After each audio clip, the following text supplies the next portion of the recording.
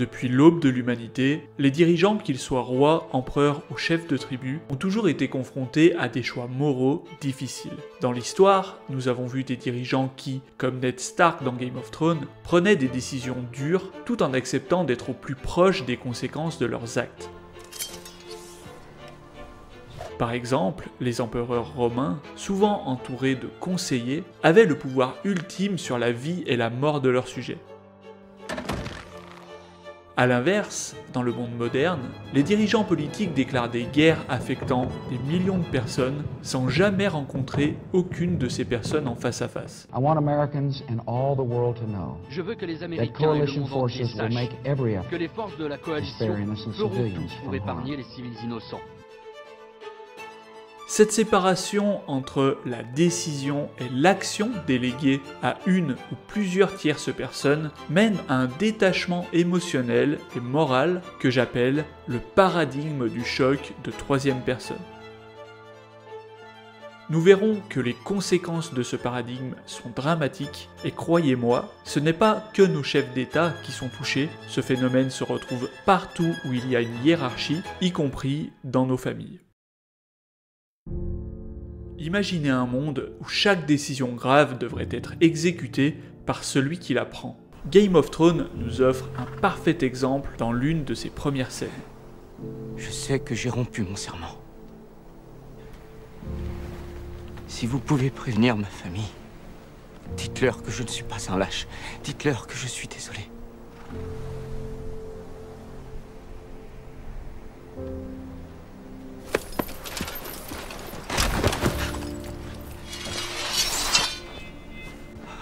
Pardonnez-moi, gouverneur. Moi, Eddard, de la maison Stark, seigneur de Winterfell et gouverneur du Nord, je te condamne à mort. Ici, Ned Stark incarne un principe de justice direct et personnel. Dans le livre qui a inspiré la série, Ned explique. Celui qui prononce une sentence doit, en personne, l'exécuter. Si tu t'arroges la vie d'un homme, tu lui dois de le regarder dans les yeux et d'écouter ses derniers mots. Si cela t'est insupportable, alors peut-être ne mérite-t-il pas de mourir.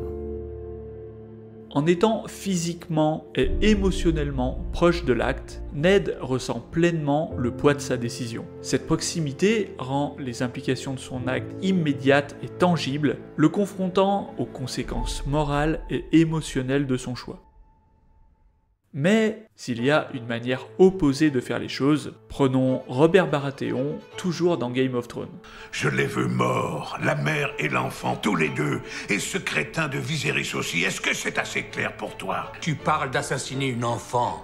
Robert Baratheon ordonne l'assassinat de la jeune Daenerys innocente à distance. Cette décision cruelle et distante évite à Robert d'avoir à affronter directement la mise à mort. Notez que bizarrement, le conseil restreint du roi le soutient à l'unanimité. Nous reviendrons sur cet élément en fin de vidéo. Seul Ned, conscient de l'immoralité de cet acte, essaye de dissuader Robert qui reste inflexible. Elle doit mourir. Je te croyais un homme meilleur. Dehors, dehors, va te faire voir. J'en ai terminé avec toi. Cependant, la situation se retourne lorsque, suite à un accident, Robert se retrouve prématurément sur son lit de mort. La fille... Daenerys. Tu avais raison. Varys, Littlefinger, mon frère, tous des incapables. Personne pour oser s'opposer à moi, à part toi. Empêche qu'on la tue s'il n'est pas trop tard. J'y veillerai. Pourquoi ce revirement? La réponse réside dans les conclusions méconnues d'une expérience assez connue, l'expérience de Milgram.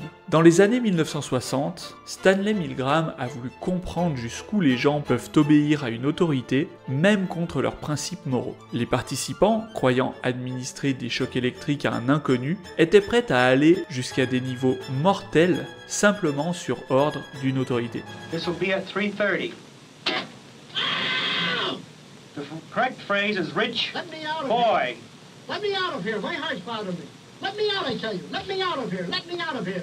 Mais le plus intéressant pour nous, ceux qui n'appuyaient pas directement sur le bouton, mais demandaient à un tiers de le faire à leur place, étaient plus enclins à infliger des décharges mortelles. Voilà le paradigme du choc de troisième personne. C'est la déresponsabilisation par l'intermédiaire d'une tierce personne. Faire appel à un bourreau, à un assassin ou à des bombardiers augmente la distance, qu'elle soit physique, émotionnelle ou de responsabilité. Ainsi, un passage à l'acte immoral devient plus facile. Ce paradigme anesthésie notre sens moral et notre empathie. En appliquant ce principe à Robert Baratheon, on comprend son changement d'attitude face à sa propre mortalité. Sur son lit de mort, la distance entre Robert et sa décision de donner la mort à Daenerys s'effondre. Cette proximité soudaine avec la réalité de la mort lui fait prendre conscience de la valeur de chaque vie, y compris celle de Daenerys.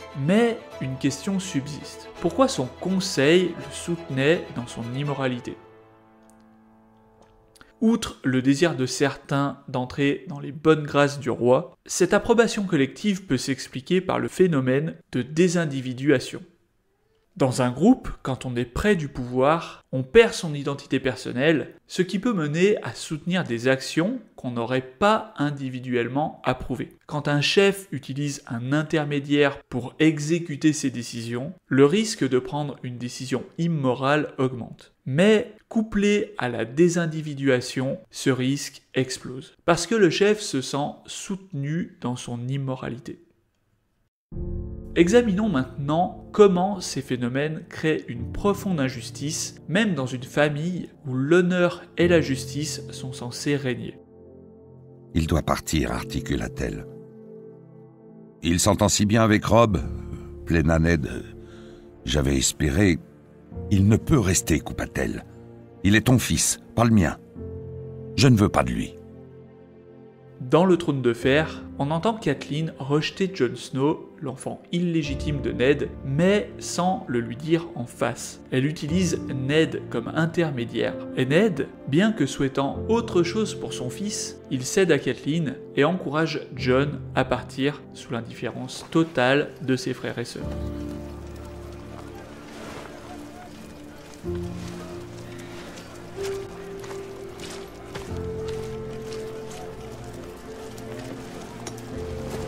Lorsqu'une autorité familiale utilise un intermédiaire pour rejeter un membre, c'est le paradigme du choc de troisième personne. Le reste de la famille suit, non pas par choix personnel, mais par pression implicite, c'est la désindividuation. Je pourrais conclure en disant que si vous êtes en position d'autorité et que vos décisions peuvent nuire à autrui, ne passez pas par un intermédiaire, faites-le vous-même. Si c'est trop dur, alors peut-être que la décision n'est pas la bonne.